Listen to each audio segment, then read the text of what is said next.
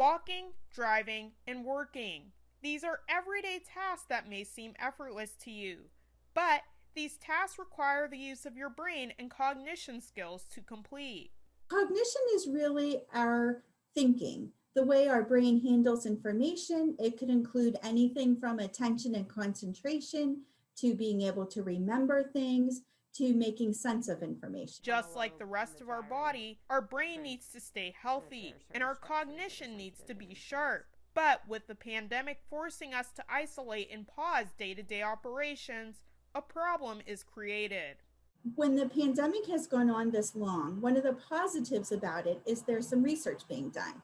And there's actually some research that's been developed about social isolation and cognitive changes.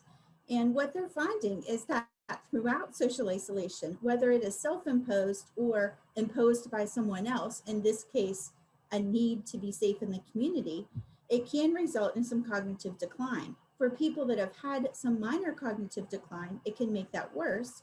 For people that may have not experienced cognitive decline before, they can start to show some difficulty. Those differences can be noticed in a variety of ways. By making mistakes, putting things down in a place that's not usual and not being able to find what you put down. For example, it's the television remote, your glasses, car keys, your cell phone. You may also notice some language errors, making word substitutions or mistakes, or not being able to put your finger on it or come up with the word that you need, or forgetting people's names. It may show up as more forgetfulness or confusion when you're trying to figure something out, or confusion understanding what someone else is saying. According to Dr. Henry Monka, CEO of Posit Science, NFL quarterback Tom Brady knows how important it is to keep the brain sharp. In addition to physical training, Monka says Brady also takes time to train his brain using a program called Brain HQ. Brain HQ is a brain training program, and it was designed by neuroscientists like me. And what it's designed to do is make information processing in your brain faster and more accurate. And in that sense, people use it at any point in their lives to improve their brain performance and build a better brain. When Monka and his neuroscience team met with Brady, he explained to them how keeping his brain sharp helps with his success in football. He said, I've got about 3.5 seconds between when I get the snap to look down the field, remember what play we're doing, spot my receivers, know which ones are open, figure out who's moving, and then throw the ball if it's a passing play. Because after 3.5 seconds, there's going to be someone on the defense who's probably broken through the offensive line and I might get tackled. And so my brain has to be really fast and really accurate, and I have to make decisions quickly and accurately in order to play well. Even your own job requires an alert and active brain to perform well. Just about everything we do at work is about, speed and accuracy, right? If you're working on a computer or you're sorting items at the grocery store. And, studies have shown also that by making the brain faster and more accurate with these kinds of brain training exercises, people actually get, faster and more accurate at everyday tasks, all kinds of things that you have to do in ordinary life. Brain HQ offers a series of non-traditional exercises for the brain.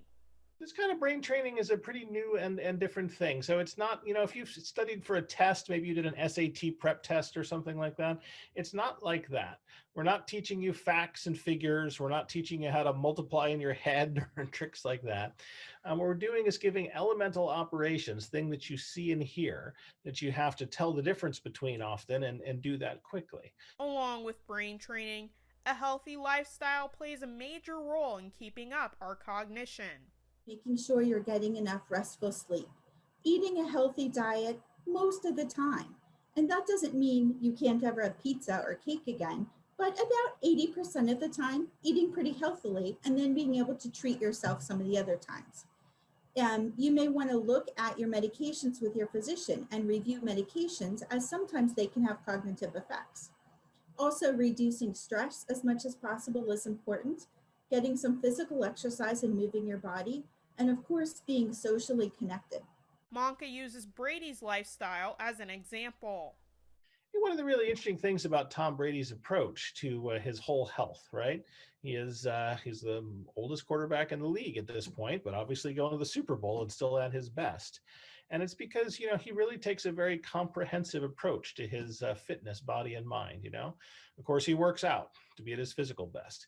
He eats a very careful diet so that helps his body and his brain. And he's doing Brain HQ to keep his brain sharp. And I think it really teaches us that there's no magic pill. There's no single sit-up you can do that's going to make you skinny. There's no single, supplement you can eat that's going to make you healthy. There's no single brain thing you can do that's going to be perfect. But, choosing to make the right choices in all of these ways, together, they can really keep any of us, operating at our best really throughout our life. And I think that's really exciting. Odessa Meredith, YourErie.com.